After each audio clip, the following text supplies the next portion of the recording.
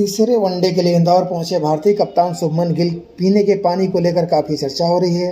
दरअसल शुभमन पानी के अल्कलाइन वाटर आरओ सिस्टम को अपने साथ लेकर यहां पहुंचे, जिसकी कीमत करीब 3 लाख बताई जा रही है। कुछ मीडिया रिपोर्ट्स में दावा किया गया कि इंदौर में दूषित पानी से ही मौतों के बाद शुभमन ये आरओ अपने साथ लेकर आए हैं। इसमें किसी भी तरह की सच्चाई नहीं है, ये तो खबरें बोल रही हैं। इससे पहले कहाँ थी ये चर्चा? इंदौर में इतने लोग मर जा रहे हैं, पानी के पीने के पानी में जहर मिला दिया जा रहा है ताकि आप किनले खरीदें, बिस्लेरी खरीदें। सावधान रहें। जिसके पास पैसे नहीं होंगे मरेगा, गरीब आदमी मरेगा भाई, ऐसे है। शुभमन पिछले 6-7 महीने से इस अल्कलाइन वाटर आरओ को अपने साथ रखते हैं और इसी से पानी पीते हैं। भारतीय कप्तान अपने स्वास्थ्य को लेकर काफ़ी सतर्क हैं और अल्कलाइन वाटर रिकवरी और हाइड्रेशन में काफ़ी मदद करता है। इसमें काफ़ी एंटीऑक्सीडेंट गुण होते हैं। कुछ शोध बताते हैं कि यह पानी सामान्य पानी की तुलना में कोशिकाओं को बेहतर तरीके से अवशोषित होता है।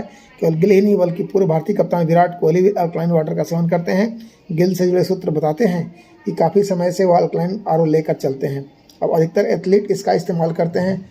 अधिकतर खिलाड़ियों के यहाँ यही आरओ लगा होता है। हाल ही में इंदौर में प्रदूषित पानी से हुई मौतों से इसको जोड़ना गलत है। इस पानी से एथलीट अच्छी रिकवरी करते हैं। सब जगह इसकी बोतल मिलना मुश्किल होता है। लंबे दौरे पर आपको अलग अलग शहर जाना होता है। हर शहर में अल्कलाइन पानी मिलना की समस्या होती है। गिल अपने स्वास्थ्य को लेकर काफ़ी संजीदा है, इसलिए वह जरा इस आरओ को लेकर चलते हैं। देखें बड़े लोग क्या करते हैं तुरंत। ये है खबरें। काशी में मूर्तियां तोड़ने का झूठा प्रचार कर रही कांग्रेस। सौहार्द बिगाड़ने के नाम पर 8 मुकदमे दर्ज, 8 लोग नामजद। इंडिगो पर 22.20 करोड़ का जुर्माना।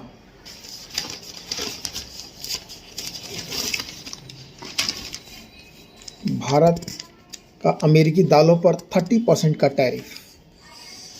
अमेरिका ने 500% का टैरिफ लगाया। भारत ने भी बदले में क्या किया? अमेरिकी राष्ट्रपति डोनाल्ड ट्रंप द्वारा भारत पर 50% टैरिफ लगाए जाने के बाद जवाबी कदम उठाते हुए भारत ने अमेरिका से आयात होने वाली दालों और फलियों पर 30% शुल्क लगा दिया। यह टैरिफ पिछले वर्ष 30 अक्टूबर से प्रभावी है। हालांकि भारत के ने उकसावे से बचने के लिए इसे सार्वजनिक रूप से अधिक प्रचारित नहीं किया। इस कदम से दोनों देशों के बीच प्रस्तावित व्यापार वार्ता जटिल होने की आशंका बढ़ गई है। अमेरिका के 2 प्रभावशाली सांसदों नॉर्थ डकोटा के केविन क्रेमर और मोंटाना के स्टीव डेंस ने शुक्रवार को राष्ट्रपति ट्रंप को पत्र लिखकर किसानों के हित में यह टैरिफ हटाने की अपील की। उन्होंने कहा कि भारत के इस निर्णय से अमेरिकी दाल उत्पादकों को भारी प्रतिस्पर्धी नुकसान हो रहा है, विशेषकर उन किसानों को जो मटर और दालों के प्रमुख उत्पादक हैं।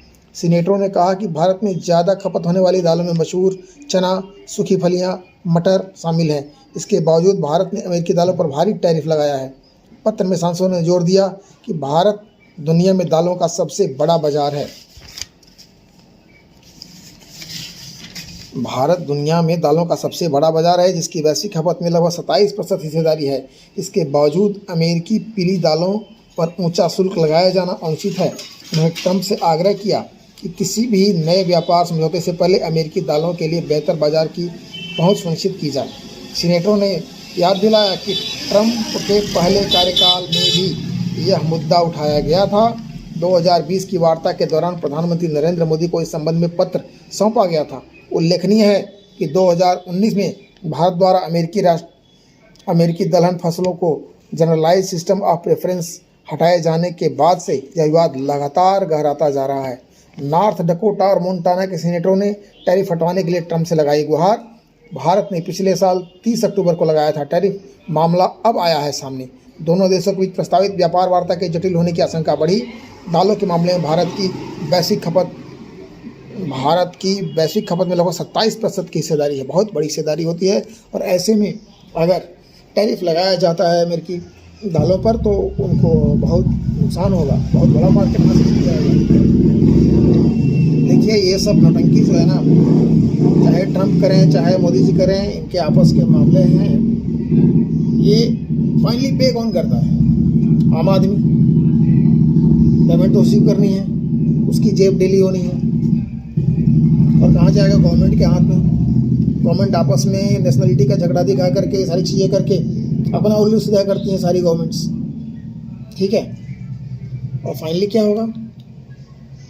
तो हम साहब डिनर करेंगे और भी डिनर करेंगे, ठीक है।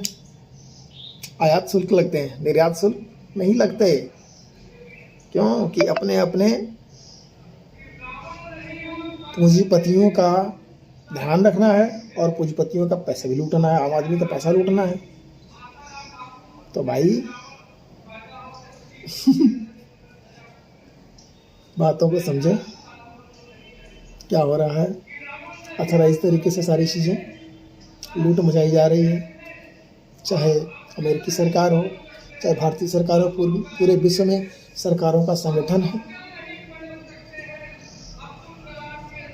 और